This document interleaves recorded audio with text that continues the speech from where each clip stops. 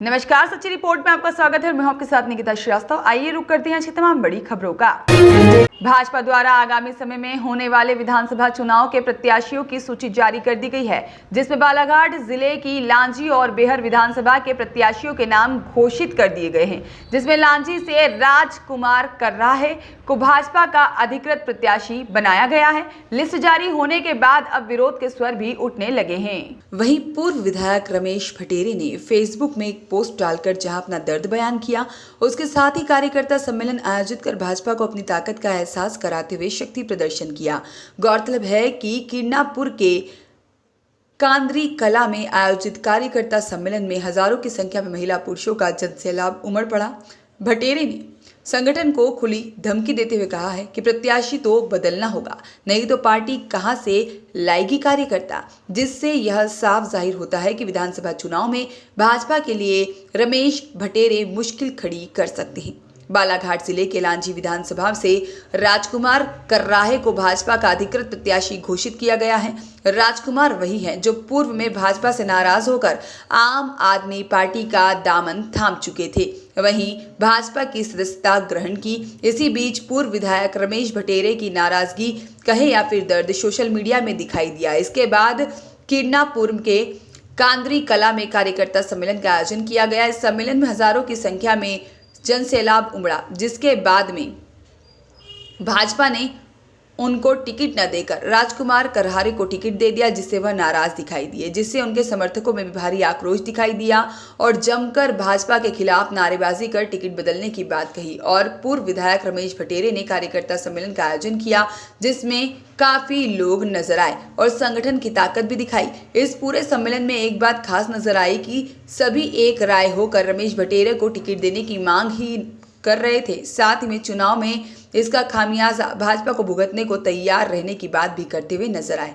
रमेश भटेरे ने मीडिया से चर्चा करते हुए कहा कि पूरे क्षेत्र में वह सालों से मेहनत करते आ रहे हैं और कार्यकर्ताओं की भी यही मांग थी कि टिकट मुझे मिले, लेकिन संगठन ने ऐसे लोगों को टिकट दे दिया है जिनका जनाधार नहीं है, वह न ही संगठन का है और न ही जनता का। यदि संगठन टिकट में बदलाव नहीं करती है तो बिना कार्यकर्ताओं के चुनाव कैसे लड़ेगी, क्योंकि लांजी किरनापुर क्षेत्र की जनता और कार्यकर्ता उनके साथ है। संगठन को टिकट बदलना होगा, नहीं तो कार्यकर्ता कहां से लाएंगे। अब देखने वाली बात तो यह होगी कि पूर्व विधायक रमेश भटेरे और उनके समर्थकों की नाराजगी का आगामी चुनाव में क्या असर होता है। कार्यकर्ता सम्मेलन का आयोजन किया गया था, विशाल जनसमूह यहाँ पे आया हुआ है। क्या रणनीति रहेंगी, चूंकि टिकट आपको नहीं दिया गया है, किसी अन्य व्यक्ति को दिया गया, अब आगे क्या रणनीति रहेगी आपकी? रणनीति जैसा कोई सवाल नहीं है। आप लोग भी मीडिया के मित्र हैं, बहुत पहले से मीडिया से जुड़े हैं। यदि पूरा इतिहास उठाकर देखें पिछले 20 साल 25 साल का, किसी पार्टी में शायद किसी घोषित प्रत्याशी का इतना विरोध किसी पार्टी में कभी नहीं हुआ जितना विरोध आज वर्तमान में लांजी किरनापुर विधानसभा क्षेत्र से घोषित प्रत्याशी भारतीय जनता पार्टी के उनका हो रहा है। क्योंकि मैं भी लगभग 20 सालों से प्रत्यक्ष रूप से जुड़ा हूँ, राजनीतिक पृष्ठभूमि से, पारिवारिक मेरी जो पृष्ठभूमि राजनीतिक है तब से जानता हूँ। मेरे को भी शायद यह इस बात का अंदाज नहीं है कि इतना बड़ा विरोध किसी पार्टी के किसी प्रत्याशी का, घोषित प्रत्याशी का हुआ हो। उसका एकमात्र कारण है कि वह व्यक्ति भगोड़ा है, वह व्यक्ति गद्दार है, और उसके यदि हम राजनीतिक कार्य को झांकें, वो कभी संगठन में रह के संगठन के प्रति वफादार नहीं रहा है। इसी कारण से ये विरोध हो रहा है। और रही बात रणनीति, जैसा जो आपने शब्द बोला है, हमारी सिर्फ इतनी रणनीति है, पार्टी मेरी माँ है, हम कार्यकर्ताओं की माँ है पार्टी। हम अपनी माँ के सामने रोएंगे, गाएंगे, गिड़गिड़ाएंगे, तो सारे प्रयास करेंगे कि पार्टी अपना निर्णय बदले। भैया, जिस तरीके से कार्यकर्ता सड़क पर आ गया आपके समर्थक में, क्या लगता है कि आलाकमान इस पर विचार करेगा दोबारा?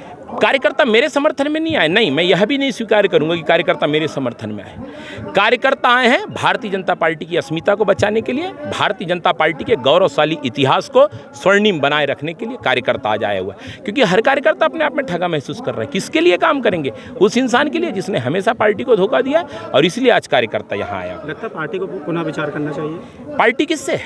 पार्टी कार्यकर्ताओं से।